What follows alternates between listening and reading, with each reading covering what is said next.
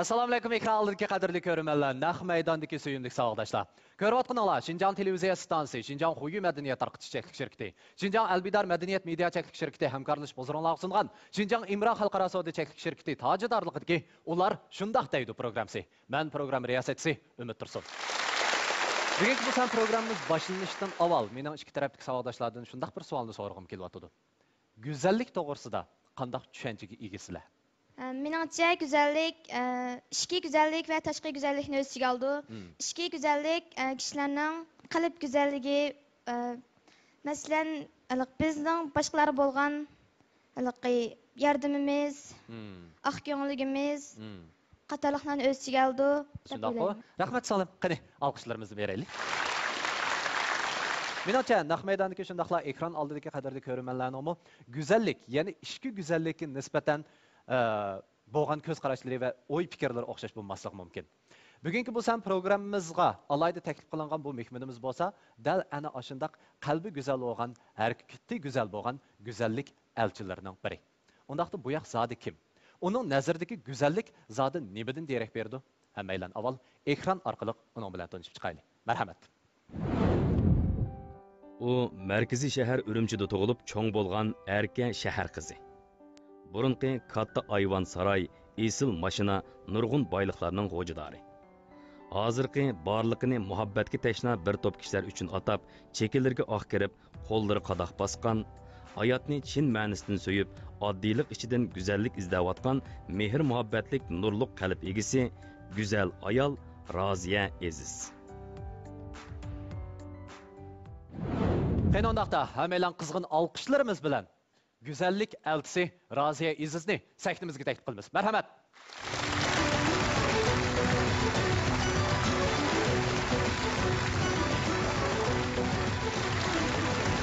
Assalomu alaykum. Assalomu alaykum. Roziyada. Qani, marhamat. Siz sahnaga chiqqan vaqtida boshqalarga o'xshash bo'lmagan bir xil sirqiy qiyofatda chiqdingiz. Ya'ni o'xshash bo'lmagan bir narsani ortiq qilib chiqdingiz. Maydoningizga shu medal qanday nimaga vakillik qildi u medal? Bu medal mening 30 yillik axborotchilik hayotimning mahsuli.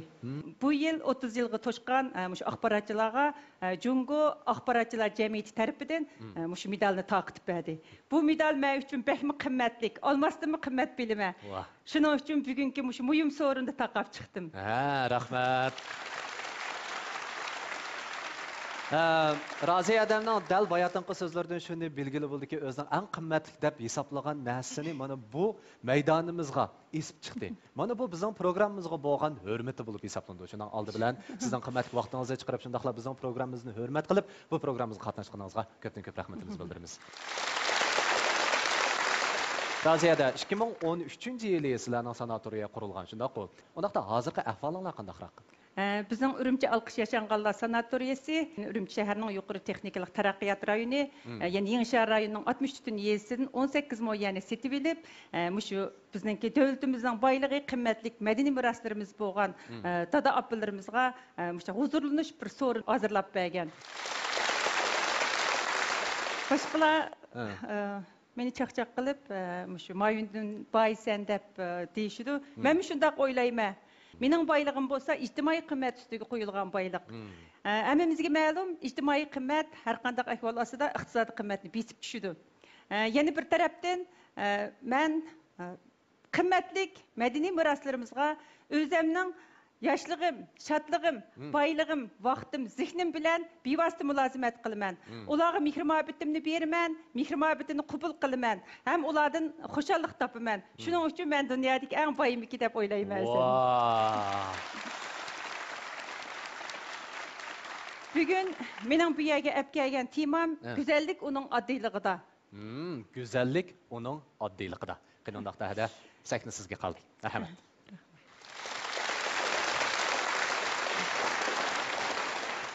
Güzellik onun addiylığıda. Ben bir yerde davatkan güzellik, del kalp güzelliği. Kalp güzelliğinin yadrosu, mihri muhabbet. Kalbimge mihri muhabbet uruğunu çaşkan, ösmürlük, balılık çağlarımını esleşki doğru geldi. Ben, naitimi mihri muhabbet kütolgan, Urumchi şəhərinin cənubi qovuqdaki çoğun qoru deb namağan, naitimi bir mihri muhabbetlik, güzel gülbağda tuğulup çoğun boğan. Ben tug'ilib cho'ng bo'lgan u muhitda 10'ga yaqin oila, 4 avlod, 100'ga yaqin urug' tuqqan qarindoshlar birga yashaydik.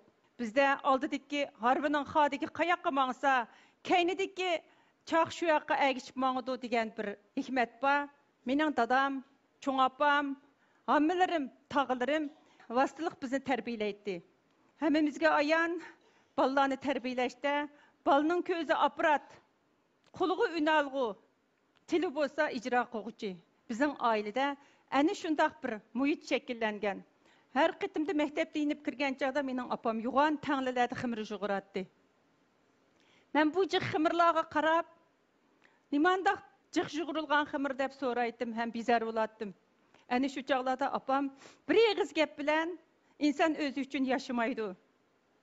O'zini yeb yashasa bo'lmaydi. Bizning bu cho'ng qo'ro deb menga nasihat qilatdi.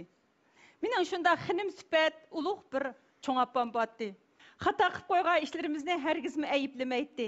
Chiroyli, go'zal so'zlar bilan bizga tarbiya qilatdi. Men yeshimning cho'ng yishiga agishib, bu mehr muhabbatga to'lgan qo'rodan bak suyunadigan bo'ldim. Chunki u bir cho'ng oilada kimning qaysi uyda qiyinchilik yuz bersa, hammasi yang turib chiqatdi. Atrofimizda har millatdan tarkib topgan qo'lim qo'shnilar botdi. Biz birlikda ular bilan tang shodlanatdik, tang o'ynaydik. Xizmatga chiqqandan keyin bir to'p yaşangan ustozlarning orasiga oliy maktabni bitirib kirib qoldim. Bizning o vaqtdagi sharoitimiz ancha yaxshi emasdi. Hatto bir ustalda 2dan 3dan adam o'ltirib maqola yozatdik. Qatnash qurolimi yo'qdi. Ba'zida piyoda mang'atdik, ba'zida velosipedlik mang'atdik. Tayyor mashina yo'q, avtobuslarda jiroq yaqinlarga, shahar sirtlariga bo'lsin, avtobus bilan qatnaydik. Ana shu chaqlarda muxbirlik qilish uchun 1-2 soat burun uydan chiqishga to'g'ri keladi. Muxbirlik ziyoratni oyoqlashtirgandan keyin kechlikka kelsak, bir odam o'rnidan turgandan keyin yana bir odam maqola yozatdi. Keyin xizmat ishlash jarayonida turmushlik bo'ldim, balliq bo'ldim. Balamnimi ana shu ayni vaqtda o'zim o'sib yetilgan, ashundaq bir go'zal muhitda tarbiyalash tuyg'usi kelib qoldi. Shuning bilan 2000-yillarda Tangritog' rayonining janubiy quvuqda, ya'ni xalq yo'liga joylashgan 800 kvadrat metrlik qo'roda binoda men bir olqish qo'shtirliq bolalar bog'chisini ochdim. 1 minut vaqtimni bekor o'tkazgim kelmagachga bir tarafdan xizmat ishlab turib, yana mush bolalar bog'chisini normal, yaxshi ichib yetaklab mangdim. O chaqda bizningki bolalar bog'chimizda har millat bolalar bordi. 100'ga yaqin bolalarni uylardan tushiydigan shofir bo'lmasa shofirlik qildim, oshpaz bo'lmasa attigini oshpazlik qildim.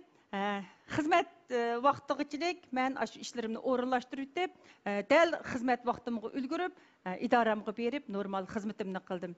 Angachilik men Urumchi kashlik gazetining yashanganlar xizmatiga mas'ul qilib meni partkom ishxonasiga chiqdi. 2006-yili Yevropadagi taraqqiy qilgan 7 davlatga mush bolalar bog'chisi, bolalar tarbiyalash xizmatini bir ko'zdan kechirish uchun bordim. U yerga berib, u yerdagi taraqqiy qilgan davlatlarning mush bolalarni erkin tarbiyalayotganligini ko'rib, qiziqdim, tajriba o'rgandim. Qaytib kelishga oz qolganda yashanganlar xizmatini ishlayotgankin, Yevropa elleridagi yashanganlarning turmushini, yaşangandaki ularni o'rinlashtirish, kuyinish, mush ahvollarini bir ko'zdan kechirish xiyoliga keldim. Dal shu vaqtda men Germaniyaning Myunxen shahridagi bir danglik sanatoriyaga bordim. Men u yerga borsam, menga eng qattiq ta'sir qilgani bir Uyg'ur qizininki shu yerdagi yashangan dadalarimizga qilayotgan mulozimati bo'ldi. O Uyg'ur qizi o'zining dadasini, opasini kutgandek, noyatimi mehribonlik bilan kutyotdi cho'nglarni. Men shu jarayonda ularningki yashanganlarga bo'lgan muomalasi, qattiq detal, yumshoq detal, shundaqla u yerdagi yashanganlarning keyingi hayotini qanday o'tkazayotganligini tekshirib, tadqiq qilib, nurg'unlagan tajribalarni to'plab keldim. Qaytib kelgandan keyin 2007-yili 1-oydan boshlab topgan taginimning hammasini yig'ib, yashanganlar sanatoriyasi ichish qaroriga keldim. O'zimizga tava bo'lgan uy, do'kon, Ballar bağçısı hemmisini setip, cemlep, şu vaqtning o'zida 6,5 million iqtisodni tal qildim. Şu vaqtning o'zida mendek bir hayot qog'oz qalam ichida o'tgan bir ayol uchun 6,5 million ancha oz pul emasdi. Men bu yerda demisam, hammanglarga ma'lum. Ana shu vaqtning o'zida 2007-yili 6,5 millionga xil narsalarni setib olg'ili bo'ladi. Lekin mening faqat orzu qildig'inim, umid qildig'inim bir sanatoriya. Men tug'ilib cho'ng bo'lgan ashundoq bir cho'ng qo'roni barpo qilishdi. Men bir kunimni bekor qo'ymay, munosabatlik o'rinlarga mushu taklifimni o'tirg'i qo'yib, yer hal qilish, rasmiyat hal qilish bilan aldirash bo'lib ketdim. 12-yili 4-oydan boshlab qurilishni boshlab 2013-yili 6-oyga kelganda hozirgi Urumchi alqish yashanganlar sanatoriyasi barpo qildim. Mening shundoq bir mehr-muhabbatga to'lgan rahat turmushim bordi. Nurg'unlagan do'stlarim bo'lsin, xizmatdoshlarim bo'lsin, meni shundoq aybladi. Mening jafo tortishimni mening mehribon do'stlarim xohlamaydi. Do'stlarim zodisining qilayotgan ishini ko'rib boqay deb men bilan birga shu kunlarda ana shu yezi qishloqqa chiqib mening qilayotgan ishlarimdan bir tarafdan ayblasa, bir tarafdan suyundi. Oxiri shu do'stlarim men bilan tang, itizga kirsam itizga, aynak sursam aynakka, gul tasam gulning urug'larini tang chichib, mehr-muhabbatning urug'ini men bilan tang shu yerda yetildirdi. Şunun bilan 2013-yili 10-oyga kelganda biz rasmiy ichida adam qabul qilishga boshladik. Ammo dada bulardan chiqqan pul sanatoriyaning normal ilib berilishiga yetmaydi. Men ta tug'ilib hozirgacha iqtisod qiyinchilikqa uchrab boqmag'achqa, kimdan pul so'rash, kimdan ariyat ilish shuli mening kallamga kirib oladi. Ana shu kunlarda bizning alqish yashanganlar sanatoriyasiga bir sodiga yuqori baho bilan sanatoriyani setib olish uchun keldi. Men buni qat'iy setib olish qaroriga keldim. Chunki men xalqlardan qarz so'rug'im yo'q. Tatvatgan jafoyim yetib boshdi. Ana shu chaqda bu yuqori bahoga setib olsam, meningki g'am, qayg'um, hamma narsamdan yengil bo'latdim. Xotirjamlikka erishatdim. O kunisi kechgacha hisoblab, shu chiqqan bahoga setish qaroriga keldim. Setib bo'lgandan keyingi pullarni qayerlarga xoshlashni kechicha o'yladim. Ammo tong otdi. Tong otganda yenib oldim. Chunki mening 90 yoshdan oshgan hayotini boshqalar uchunlam, boshqalarga mehr-muhabbat atash qilib o'zini beg'ishlagan shundoq bir ulug' dadam bor. O dadam yaraysa o'g'il boldek ish qilsa deb meni shundoq qo'lladi. Biroq sanatoriyadagi xizmatchilarim Raziya opam sarong bo'lib qopti. Nima japadi?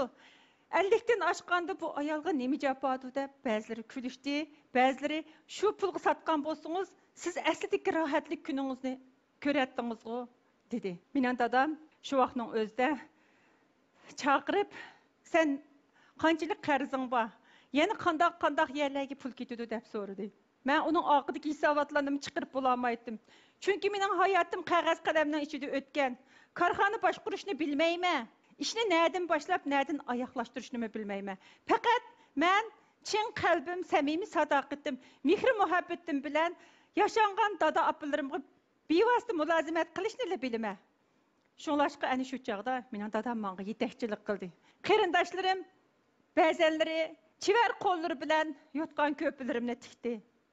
Yana ba'zilari oshxonaga o'tib, sanatoriyaning har bir bulung pushqoqlarigacha mehr-muhabbat singdi. İçinde turgan dada apalar, mushundoq bir mehr-muhabbatlik sanatoriyasi har qanday odamga bir xo'shallik bera oladi ekan. Haqiqiy mehr-muhabbatga erishdik deb kulishsa, ular menga mushundoq mehr-muhabbatni his qildirdi, berdi. Men sanatoriya quriliblam bir 100 yoshga kirgan Zo'rxa ismli bir onani boqdim. Odatda bir piyola choy qo'yib bersakmi, uning rahmat balam, umringni uzun qilsin, balam, ishing o'xshabdi. Kirligimni ajab chiroyli kirlikka almashtirib berding. Kim tikkan? Men mi tikib beraychu? Mening qo'limdan ish keldi. Men lag'mang usta. Men polo usta. Men mi birga kirib bir qash tomoq ichib beray. Balam, Acep suluşup kapsan çarçıdın mı? Mekele balam yitip al degan so'zlari meni shunda hayajonga soldi. Men shuningdan keyin ichidagi dada apalarimning menga mehr muhabbati bilan har kuni atdiganda qo'psam, boshqacha ruh bilan qo'padigan, jonlanadigan bir onaning bir kitob, bir dadaning bir kitob ekanligini eslaydigan, ulardan nurg'unlagan bilimlarni o'rganadigan bo'ldim. Ular yaxshi ko'rgan gullarni terib egim keldi. Ular yaxshi ko'rgan tomoqni birga yegim keldi. Ularga mehr muhabbat berma, ham ulardan xushallik topaman. Shu tariqada men 2013-yildan ta bugungacha aslida oqshimi yuzigacha sanamasam uxlay olmaydigan, rohatlik uyda ham qayg'uga petib, uydagilarni aromiga qo'ymay yashagan bo'lsam, mana hozir bu mehr muhabbat orqali g'am qayg'ularimni rohatga aylantirib oldim. Aslida uyqudarisi ishmisam uxlay olmaydim. Hozir inson g'amdan xalos bo'lgan chaqda, mehr muhabbatga to'lgan chaqda haqiqiy go'zallikni topa oladiganligini, mehr muhabbat orqali o'zining g'am andishlarini unutay oladiganligini his qildim. Men yana bir opamning misolini og'im qilyotdi. Bizning sanatoriyada A rayon, B rayon deb 3 rayonga bo'lingancha o'z ojididan chiqa oladigan, yerim ojididan chiqa oladigan, ojididan chiqa olmaydiganlar bor. Tunish tusalg'usiga uchragan onalarim bor. Ular bek suyumlik. Bir opam bor, balaning o'tida kasal bo'lib qolgan. O opam bek suyumlik, bek chiroyli. Sirtdan har qanday odam kirsa, yeshi o'zidan cho'ng o'zimi balam deb balasini izlaydi. Tomoqqa kelsak, oldi bilan balamga. Mening balamga bir piyol usib akab bering deydi. Biz aç opamning degani bo'yicha yeniga bir piyol tomoqni usib qo'yamiz. Bir kuni bir taxsi tugurni kaynimga burilib, qarg'ichilik tiqiytibdi. Apa tugur qani desam, "Yep bo'ldim" dedi. O hergizmi yep bo'lmaydi.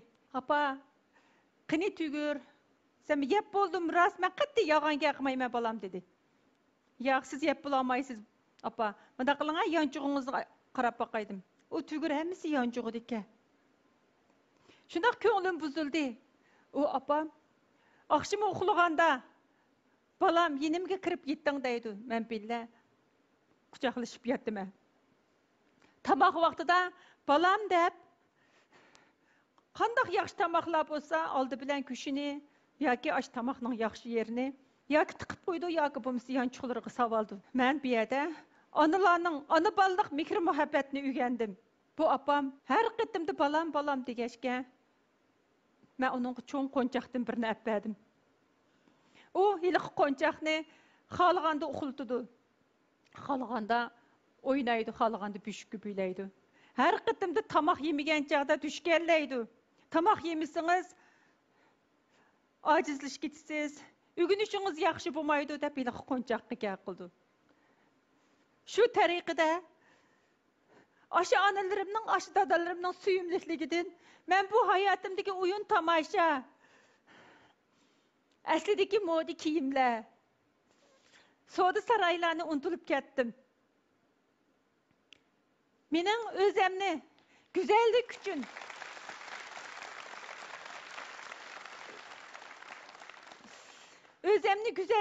beg'ishlagan bu ro'yimdan ta'sirlangan aslidagi bola do'stlarimmi xohlagan chaqda men bilan birga sanatoriyaga chiqib, o'zlarining chivar qo'llarida uyda pishirgan pishiriqlarini, atgan tomoqlarini elib birga kelib yashangan dada opalarim bilan birga menga o'xshashlar mehr muhabbatini ato qildigan bo'ldi. Hozir olqish yashanganlar sanatoriyasini garchi yolg'iz men bayroq ko'tarib ochgan bo'lsam-mu, butun jamiyatda olqish yashanganlar sanatoriyasiga kelib illiqlik yetkazganlar kundan kunga eshiyotidu. Dada opalarim bilan birga mehribonlik yetkazganlar kundan kunga eshiyotidu. Men buning bilan dunyoning mehr muhabbat bilan go'zal ekanligini, haqiqiy go'zallikning mehr muhabbat ekanligini his qildim.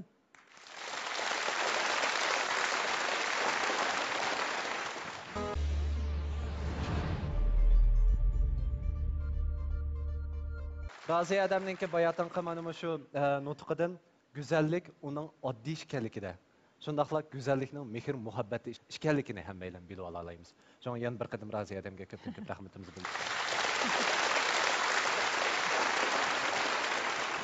Rahmat. Rahmat sizlarga. Rahmat.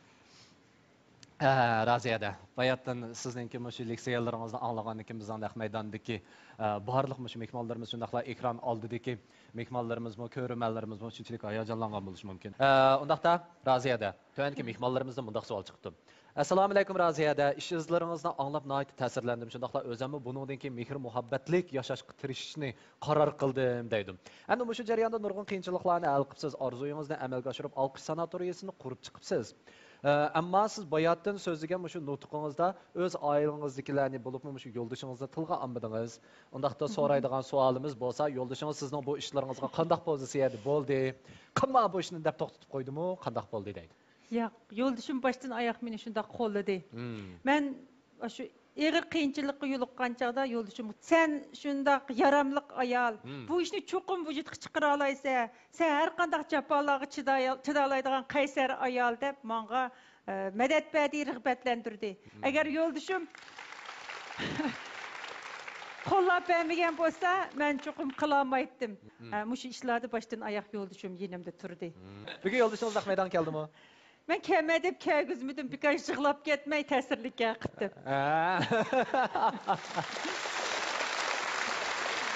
Ondaqda, bayatdan biz sözləşib etdik, şu yaşanğanlarınki həm də kütünüş məsələsi hazır bizim avtonom rayonumuzdakı bir oylaşıq tegishli bo'lgan məsələlərdən biri bo'ldi. Shundaqmi? Ondaqda tövəndə biz yoshlar vakilining sizga bo'lgan savollarini, ya'ni anglashdan burun biz shu yaşanğanlar va yoshlarning yaşanğanda kütünüş masalasiga qarta bo'lgan bir VCRni ko'rib baqaylik. Bo'lamdi? Qani, marhamat. Pensiya chiqqandan keyin sanatoriyaga berishni o'ylab baqdingizmi? Hem hozircha men ularni o'ylashib baqmadim. Qat'iy o'z ehtiyojini chiqarmagan bo'lgan vaqtida shu maosh bilan sanatoriyalarda ishga boramiz degan narsani ilgari tiklab bo'ldik deb. Siz sanatoriyaga berishni o'zingizning ideyasidan o'tkazib qabul qilibsiz. Bir kunlarga ham bolalaringiz qabul qilmaydigan holat bo'lib qolishi mumkinmi? Mening bolalarim qabul qilamiz deb chatkım yo'q. Chunki ular qabul qilamiz deb meni baqsuldi. Menga vafosizlik qildi deb qaramaysiz. Men unda deb qaramayman. Ularga amal yo'q bende. Ularni kutish vazifasini sizlarga 4% qanday o'z to'nga kelishni o'ylashyapsizlar? Hamda birinchining sharoitida 4% bevosita ustimizga kelish mutas. Keyin uni o'ylashgan. O'ylashim bilan chiqqan taklifga dappog'ichi cho'nglarning nazarida bir xil sanatoriya desa, ilk chaqsadan olib qo'yilgan yerda bo'laydigan o'xshaydi. Men bolamni beqib mushinchilik qilganimga sen meni sanatoriyaga chiqib qo'ysa degandek bir oddiy qiz qilish oldi. 76 yaşga kirdim. Taşıda o'qiyotgandan keyin haftada bir keldi. Demak, hafta oralig'ida bir hafta shu yerda yolg'iz qoldilar. Yolg'iz qoldim, lekin kunduz u bu kirib turdi endi.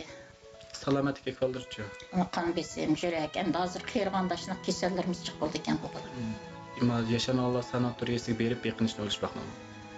Beqinishni o'ylash baqdim. Vallahi bilan o'tganda mendaq deb endi nim qilsam biz turib seni uyaga olib qo'ysak qanday qildi opa deb qoldi. Cho'nglarni qo'shganda 6 jan bir uyda tursizlar. Qancha mehmon? 60 mehmon chiqdi. Opangiz yolg'iz qoldi. Siz shu opashni sanatoriyaga olib qo'yishni o'ylashib baqdingizmi? Yo'q, uni o'ylashib baqmadim. Farzand bo'lish uchun uni boshda qo'llanish emas. Ular amalsiz yo'q opamiz onda yagamda qat'i bo'lmaydi. Siz degan faqat amalsiz qolgan ahvol qanday ahvol? Buni hamda tutliq qolib qilmaymiz, yetishmaymiz xizmat to'g'riliq desak hamda shu imkon borda apirpasak bo'ldi. İmkan borda xohlashsal nimalab qolsa apirpamsak bo'ldi meni qarashimda. Siz masalan kunduz ishlaysiz, ayolingiz bilan shundaqki shu oldin xabar olalayaptimi deb o'ylayapsiz? Yo'q, olalayman. Masalan qanday o'ylayapsiz? Endi bolalarim bormas, men birovga. Bu opangiz uyda o'zining hojatidan chiqib, o'zining kunini o'tkazamdi yoki bolalarni navlarni boqamdi? Yo'q, o'zining hojatidan chiqib o'zini qila oladi. Onangizning hozir nimaga ehtiyojli ekanligini uqamsiz? Bana nimde cevap versem bulasın. Biz farzandlarimizga shu qo'llab qilishni xohlamaymiz. Boshqa yoki yordam meni boqamiki deb yoki puldan degandek narsalarni kutmaymiz. Mehr muhabbatlar kutamiz-da ulardan. Anangizni sanatoriyaga olib borishni o'ylash vaqtingizmi? Yo'q. Nimishqa? Sanatoriyaga olib borishning hech qanday ahamiyati yo'q bu yerda. Biz o'zimiz chiqishimiz kerak. Siz chiqa olamsiz undan? Chiqa olmayman, men tamoman chiqa olmayman. Masalan, siz kunduzi xizmatga chiqasangiz, ananız öyde yalnız qalsa, məsələn salomatligiga bir özgürüşüb qalsa yoki odamga ehtiyoj tushgan vaqtda siz uning o'zini chiqa olasiz. Bu jihatdan endi biz shu ishlarni oldini olsak bo'ldi ekan-ku. Masalan, bu cho'nglarning nima ishlarga uchraydiganini, nimaga diqqat qilganini, dorilarni qanday vaqtda ichishni degandek, masalan, nimalar kamligini o'ylik bir narsani to'liqlab bersangiz, buncha ishlar bo'lmaydi. Moddiy sharoitni yaratib bersangiz, bu kunduzi uyda yolg'iz bo'lgan vaqtda cho'qim zerikish mumkin. Zerikkanda paranglashadigan bir sharoit, muhit bormi? Bor. Masalan, hozir masalan biz chiqib bir kun necha vaqtlar qilamiz. Uningdagi televizorlar yaxshi, programmalar yaxshi, radiolar yaxshi programmalar bor, ularni anglaydi. Bular bizni bekrak oldirash hozirchu. Ma'niy turmushi burunqilarga qaraganda yaxshi. Majburiyatimizni bilsak, nima ish qilib berishimiz kerakligini, ular moddiy ma'noni to'liqlab qo'ymay, ma'niy jihatni qila olsak, sanitariyaga olib qo'yishning zaruriyati yo'q. siz hozir shuni qila oladim deb. Qila oldim. Qancha ashkarlar? 73. Ma balam ish qilsam yalnız qolaman. Uyda odat nima ishlarni qillar?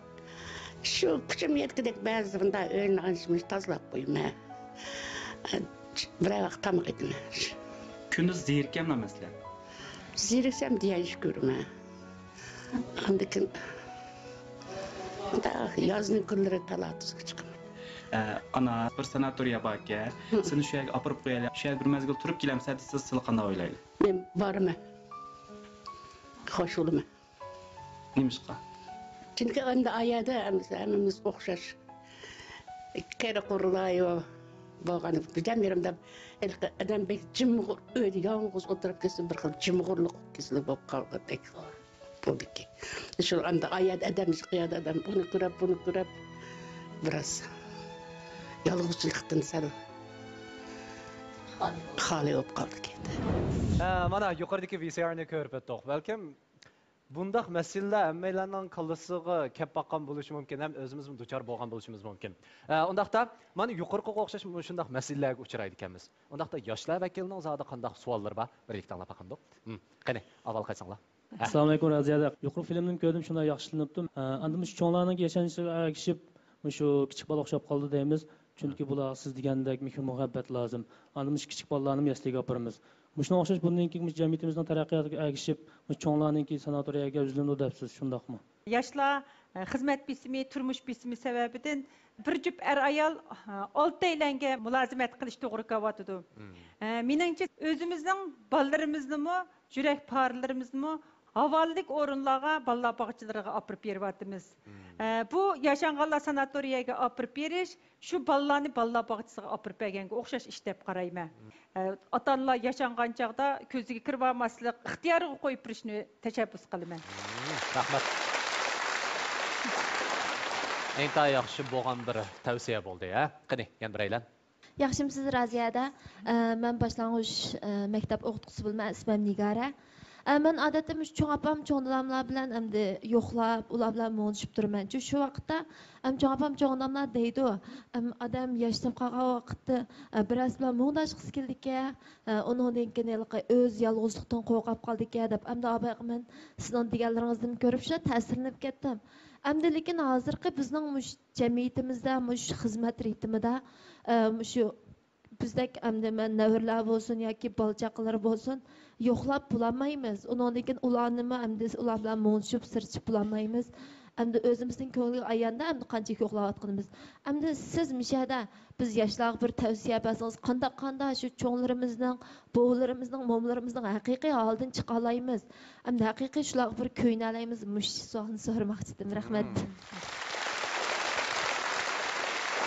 Menimcha buningda vafodorlikning o'lchamiga diqqat qilish kerak deb o'ylayman. Bolalarmi yashanganlarga moddiy jihatdan emas, ma'naviy jihatdan ko'parak hamroh bo'lib, ko'parak ularni ma'naviy jihatda xush qilgan yaxshi deb qarayman. Yashanganlar yashangan chaqda aslidagi o'ziningki aslida cho'ng bo'lgan muhitini aslab, hozirgi turmush bisimlari bo'yicha emas, shu yoshlik mazgilidagi shu muhitni yoshlarga tengiyotdi. Meningcha yashanganlarmi bolalarni ozod qilsa, yoshlarmi ota-onalarni ozod qilsa, bu bir to'g'ri tanlash deb o'ylayman. Masalan, men bu savolingizga bir misol olsam, bizning sanatoriyada bir ona bor.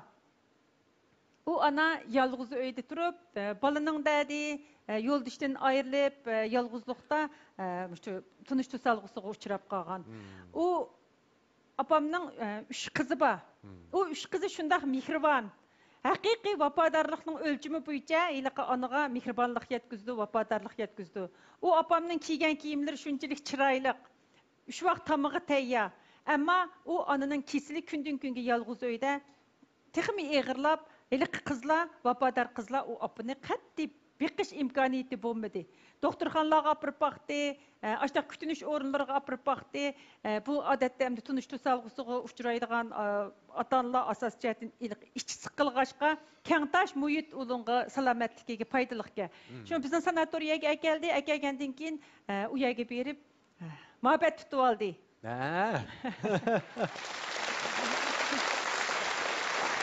Muhabbat tutib olgandan keyin u opamning salomatligida o'zgarish bo'ldi.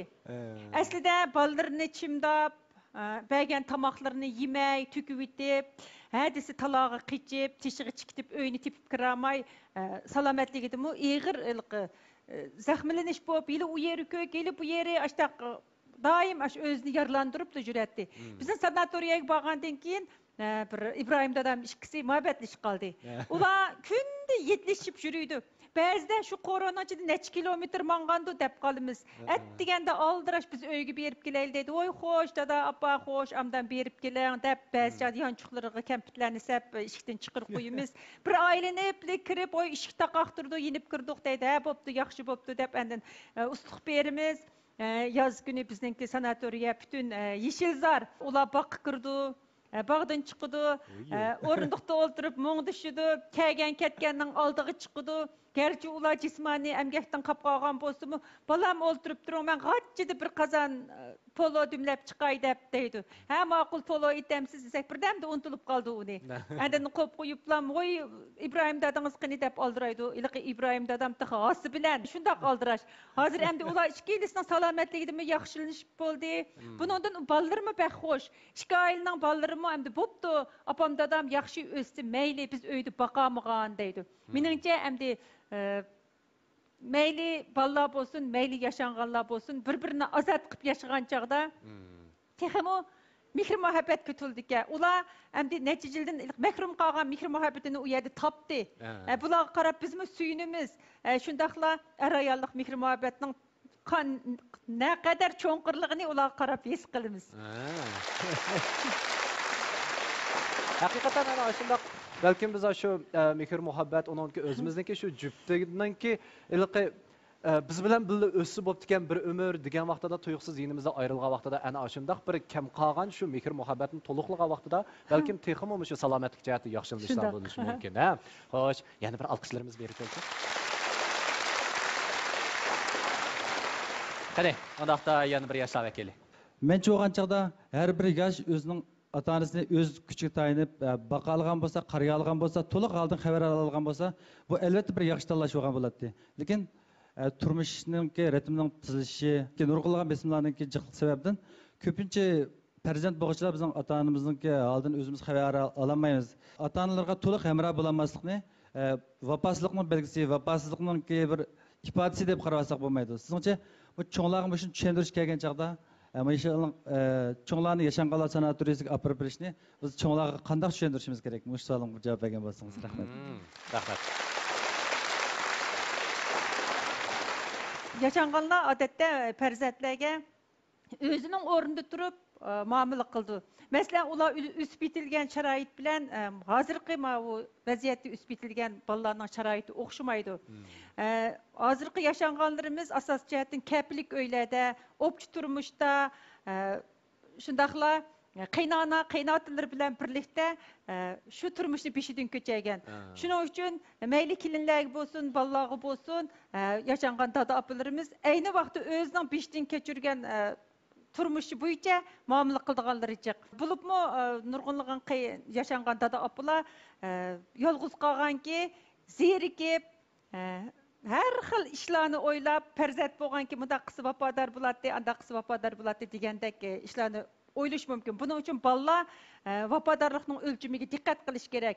Masalan, ota-onangiz pixsiq bo'lsa, uningga moddiy jihatdan jiqaroq yordam qilishingiz kerak. Iqtisodchil bo'lsa, chivar qo'llaringiz bilan uning ishlarini qilib orqali vafodorlik yetkazishingiz kerak.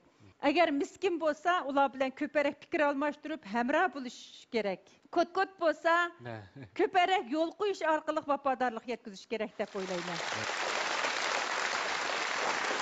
Qani, yondiraylar.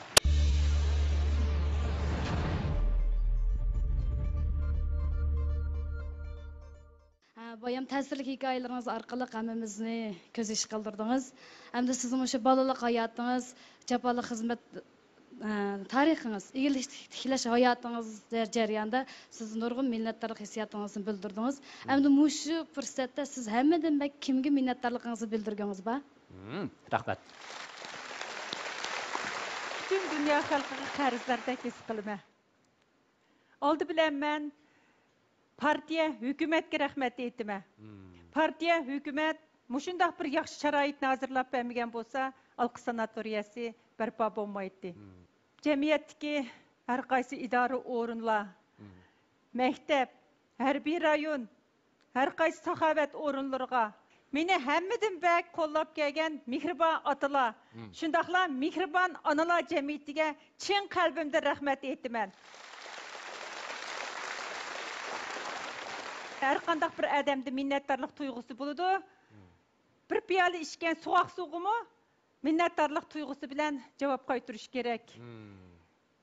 Men mushu yaqinqi yillardan buyon u javoblarni faqat shu mehr muhabbatga to'lgan, shu qo'roda, shu oilada, shu dada opalarimga mehribonlik yetkazish bilan javob qaytarish qaroriga keldim.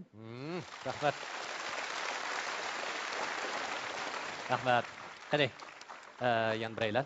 Marhamat. Assalomu alaykum Raziyada. Men Raziyadamning xizmatdoshi Urumchi kashkiyasining muxbiri Gulqiz Rozi. Ba'zi kishilarimiz saxovatchi qiyofatiga kirib, bu yo'lni, saxovat qilishni, o'zini tonitish yoki o'rnini tiklash va yoki tijorat sodasini kengaytirishning bir vositasiga aylantirib oldi. Siz bunga qanday qaraysiz? Hakikaten dünya mehr muhabbet bilen güzel deymiz. Ben şu yakınki yıllardan bu yan nurg'unlagan saxovat atratları bilen uçraştım. Hakikaten sınglimiz etkandak, Gülqiz etkandak, bazılar soda karakterini birleştirip aldı. Yeni bazılar özünü köstüşünü birleştirip aldı. Yeni bazılar bolsa üntünsiz saxovat qıvatıdı. On qulam bəgəni sol qulam uxmusun. Bu yaşanğanda əslidəki balalıq qaytıdıkə. Yaşanğanda da apılar hər bir saxavat ətrətlərdəki saxavatçılar kirgəndə şundaq suyunub getidu. Mən sanatoriyada şundaq bir tüzümlü yolğa qoydum. Toğrumu, xatamı uxmayman, lekin mən toğru dəb bilimən. Mən içidəki dada apılarımni saxavat qılğıcılar bilan rəsmgə düşəməyəm. Bu nurg'unlagan saxavat ətrətlərdəki bir qism xadimlarning qabul qilolmadi bir qism xodimlarga yaxshi ta'sir bermagan bo'lishi mumkin, tushmaysiz deb tushamaganki, menga bunga qarata fikr qildi. U davlatimizning asari atiqalari. Hozir bir qism saxovatchilarimiz ojizlar qo'shunidan xo'shallik topadiganlar bor. Ojizlar qo'shunini dastak qilib turib pul topadiganlar bor. Men bunga qarshi. Shuning uchun hozir hukumatimizmi saxovat atratlarga qonun tuzumlarini o'rnatdi. Qonun tuzumlar orqali idora qilyotdi, boshqaryotdi. Taraqqiy qilgan davlatlarda saxovat qilguvchi bilan qilinguvchi uchrashmaydi ekan. Bir eshikdan saxovat qilguvchi kirsa, yana bir eshikdan saxovat qilinguvchi chiqdi ekan. Biz bo'lsa saxovat atratlarimizni mushtarabdan yetaklasak deb o'ylayman. Sanatoriyada kutilayotgan yaşanganda da apılar cismani cihette acizlaşkan bolsumu, ularning qalbi bizninkidan yo'ruq. Qalbi hammani tunuydu. O ata-onalardan munosabatsiz bo'lgan farzandlar, mehr muhabbatga tashna bo'lgan saxovat atratlari, go'zal qalblar berib, oshning bolasining rolini o'ynab, oshlar bolalar beramagan mehr muhabbatni berib ketyapti. Men bu yerda saxovat faqat moddiy jihatdan ölçündü deb o'ylamayman. Ma'naviy saxovat hammani besib tushidi. Ma'naviy ilhom hammani besib tushidi. Mana hozir Raziya adamning so'zlaridan shuni bilib oldi. Amaliyotda boyatdan bizniki xizmatdoshimiz Gulqizning aytishi bo'yicha elib aytgan vaqtida hozir saxovat o'rinlari haqiqatan intayin jiqlab ketib bordi. Hamda saxovat ishlari bilan shug'ullanadigan shunday kollektivlarmi intayin ko'p. Biz yaxshi niyat bilan shunday bir kollektivni qurgan bo'lishimiz mumkin. Ammo buning orasida yana boyatdan aytib o'tganga o'xshash o'zininki ijtimoiy o'rnini ko'tarish yoki bo'lmasa o'zining nomini chiqarib olish orqali o'zida iqtisodiy qimmat yoritishni maqsad qilayotgan mana shunday kollektivlar bor. Dal mana shunday kollektivlarga bizning askartadiganimiz ko'pchilikning ko'zi o'tkir. Diqqat qiling. Amman bir kuni sizning shu qilayotgan shu abdibashirlaringiz oshkorlangan vaqtida o'zingizning yuzingizni ko'tarolmay qolsiz. Bu sizga berilgan eng yaxshi askartish. Esingiz bo'lsin.